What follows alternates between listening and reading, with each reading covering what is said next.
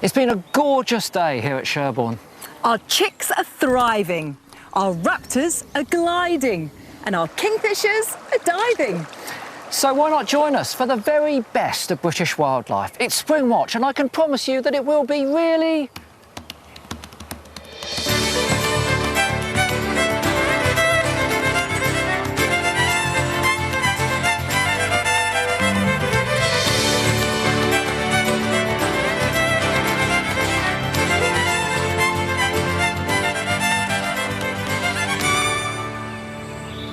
Hello and welcome to Springwatch 2017. It's the penultimate day from the National Trust Sherborne Park Estate up here in Gloucestershire, and it is a fantastic evening.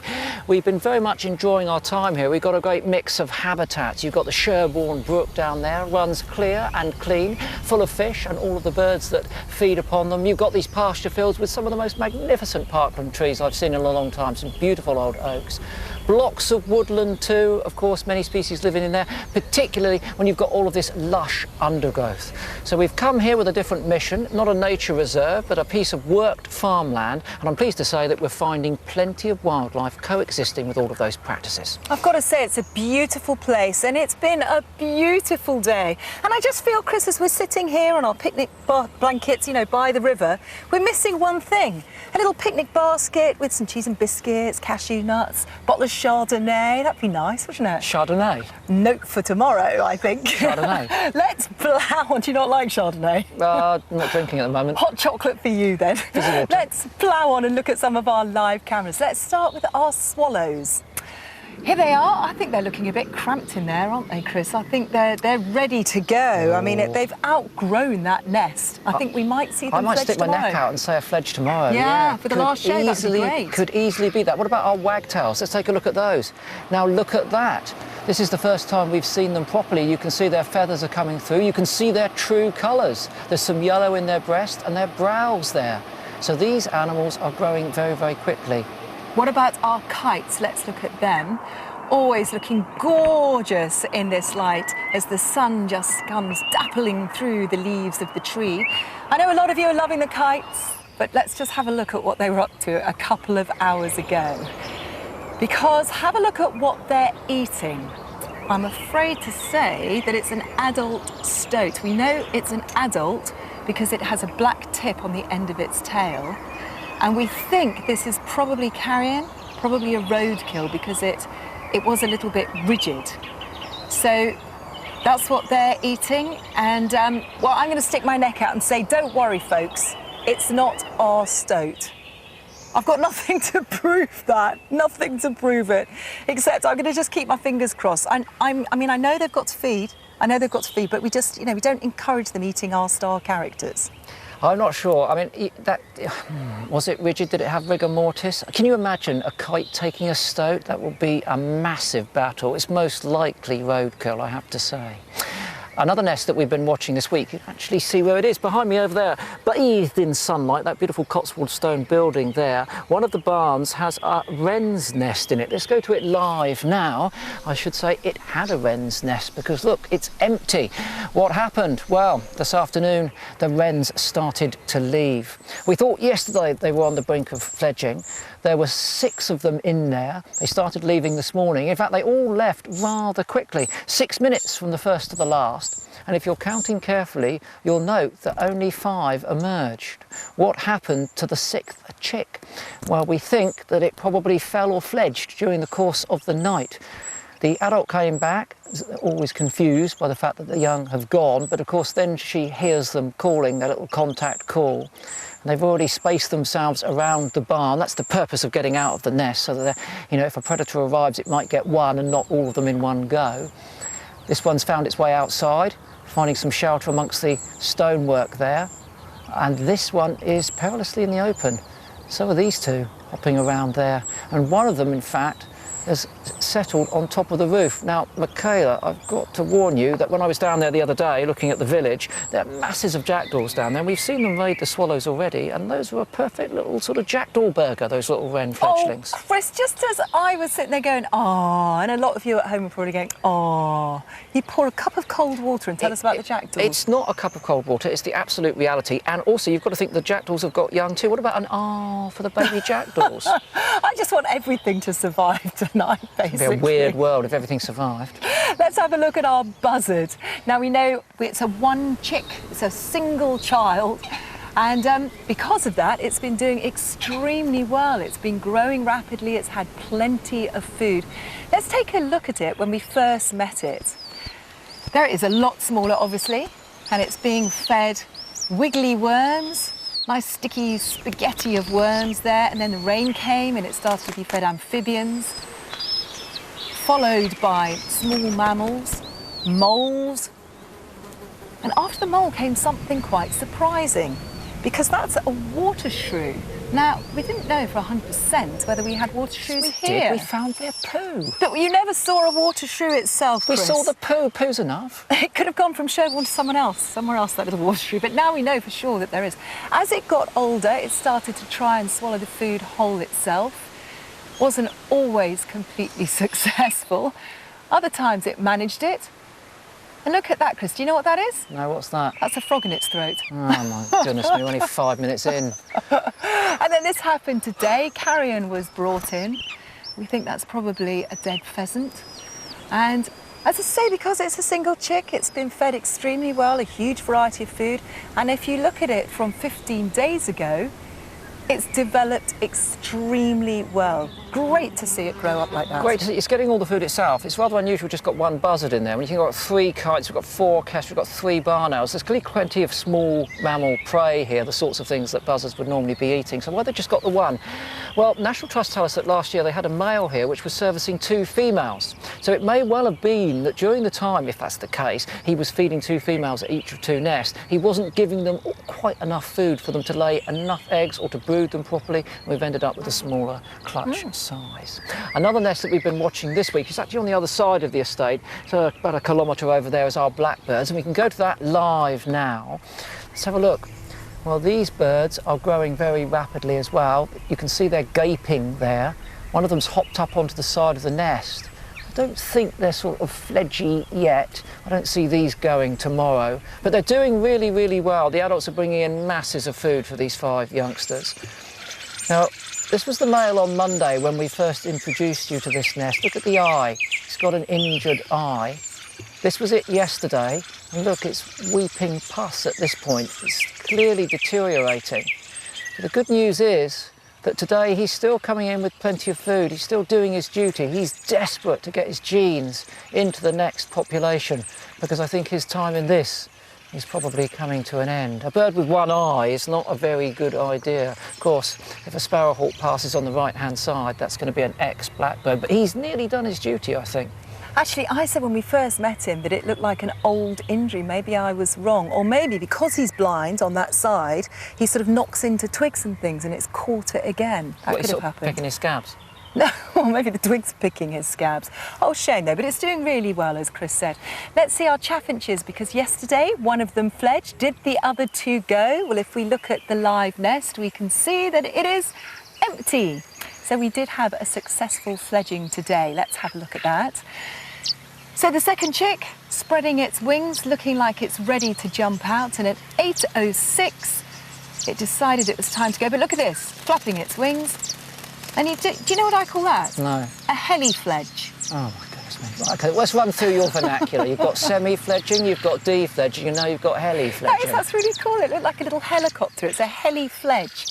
The third chick, however, took quite some time. 10:27, it sort of stepped out of the nest. It sort of fledged-ish. Is that going in? Fledgish. Is that going in? Fledged-ish. And it sort of hung around on that twig, just a few little steps away from the safety of the nest. It was stretching its wings, but it was a few hours before it went any further. And it is a bit of a concern about that little chick, because our nest watchers noticed that the adults didn't come back for about 4 hours, so it wasn't fed for 4 hours. And usually what happens is they come out, the adults are there, and they entice them out a little bit further with food. So I really hope that once it had gone out of that shot, the adults were there. You could still hear the adult and the other chicks though, so they must have been quite close. I think it was just a question of catching up with those other chicks to ensure that it got a meal at some time today. Now chaffinches are very easy to see. I'm sure many of you have got them in your gardens. They feed beneath the feeder when all of the birds have come in and dumped some of the seed. But there are other species of birds which are very difficult to see, and sometimes when your friend gets to see them you get pretty envious, as the case is here. Martin, a couple of weeks ago, went down to Wales to meet Steve Roberts, who's a licensed bird ringer, and to get his hands on something that I would have loved to have got my hands on. Oh yes. So where is it, Steve? Is it? It's in at the this top. It's thin the one, top of this skinny pine here. Right. It's up in the top of that. It's an old crow's nest. You can see it up there. They're quite rotten, a lot of those little branches. No, they're not. They're fine. One of the amazing things about working on the watches is that because of people like Steve, we get to see things that you'd never, ever see in normal life. This is a first for me. All safely in the bag. Well done. Only 3.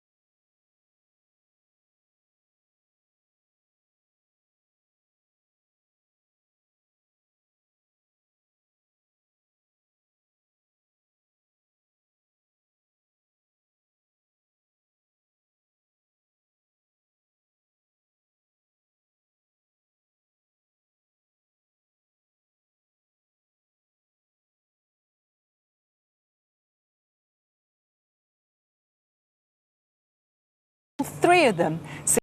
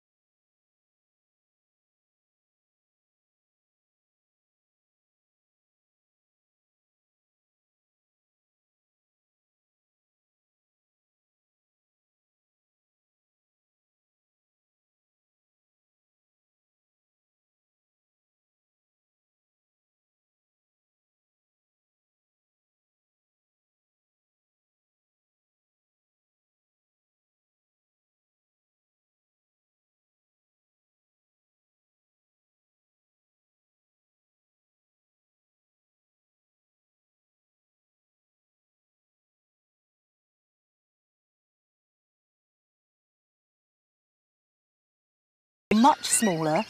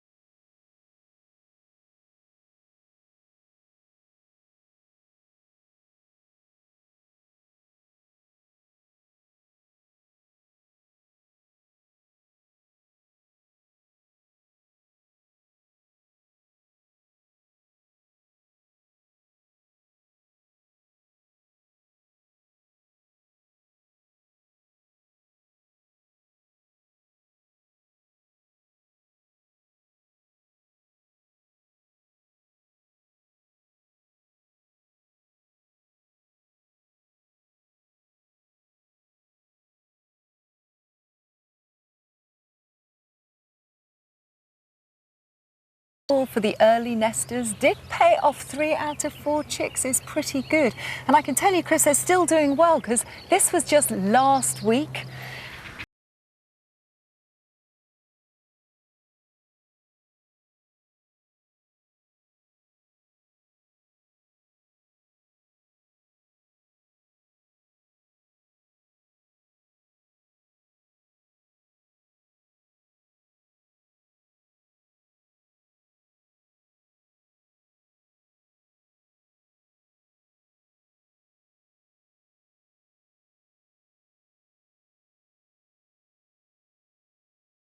Absolutely.